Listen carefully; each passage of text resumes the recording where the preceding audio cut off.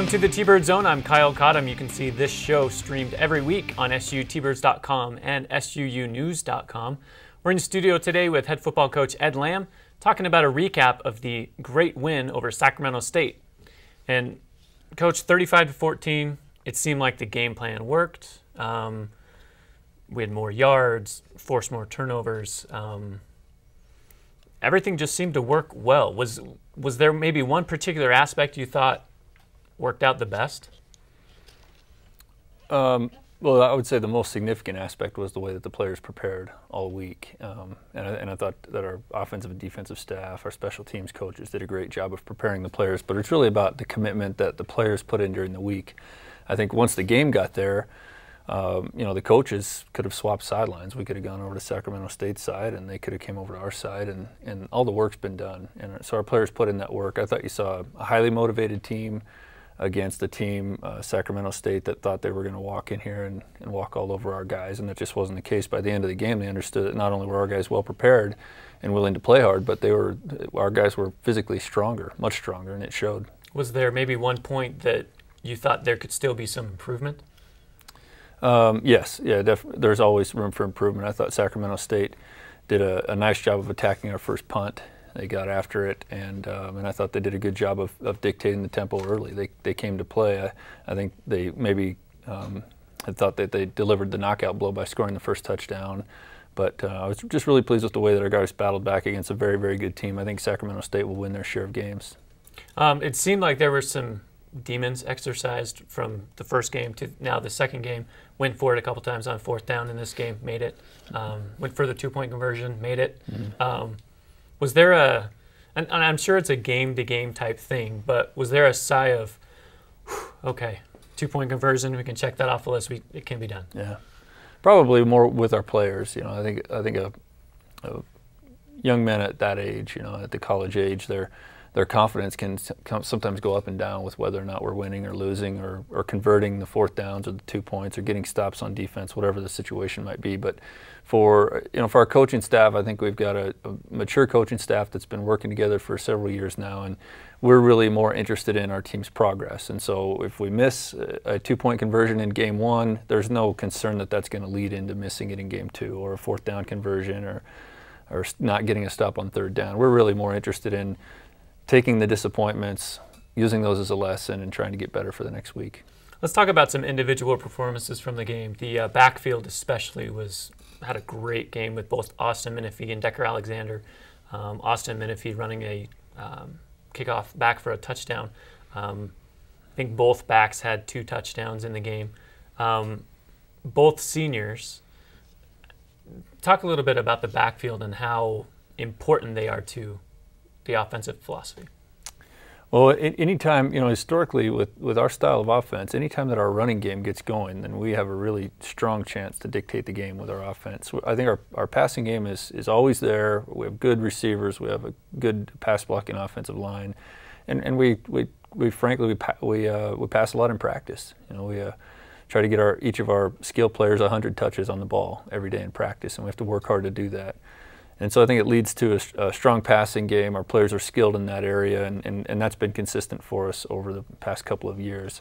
But when the running game is going, then the team is really going, and it helps the defense. It runs the clock. It makes the game shorter, and keeps our defense fresh. So Austin and Decker certainly did a fine job, but I thought that the offensive line really deserves a lot of the credit for that as well. And then, of course, Austin's kickoff return for a touchdown was big at that point in the game, but the guys blocking for him really did a lot of the work. Austin's speed made the difference, but he was untouched. Let's talk about numbers just so we can throw those out. Austin Menifee, 195 all-purpose yards, including 7 pass receptions. It seemed Austin gets put out wide in a lot of the sets. Is that really just to stretch the defense and perhaps even open up an end-around type play?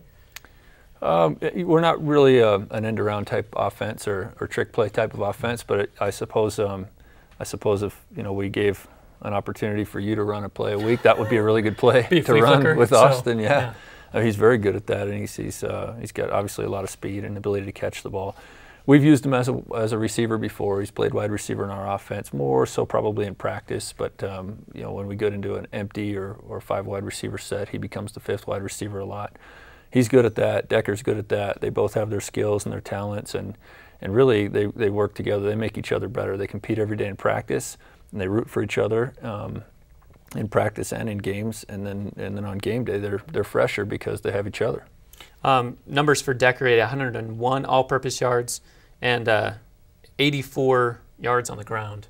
Those are really kind of, I don't want to say quiet yards, but it just seemed, I was trying to think back to the game of, I didn't realize he had that many yards. Yeah.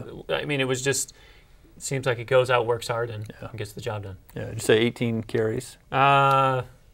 I didn't look at the carries. Yeah, It's just strictly yards. These carries are relatively low. You know, a lot of times if you're watching Sports Center and you think in terms of a 100-yard rusher, a lot of times these guys are packing the ball 30 more times a game, and we didn't need him to do that. We have 2 very good backs and even more down the depth chart, and we've got a good quarterback and good receivers. So we spread it around a lot, and not everybody got a lot of touches. So those were quiet yards in that way, and that there was no announcement in the second quarter that he went over 100 yards or anything like that, because he didn't do that. But he rushed the ball very efficiently, very effectively, as did Austin. It made a big difference. Let's talk about the defensive side of the ball.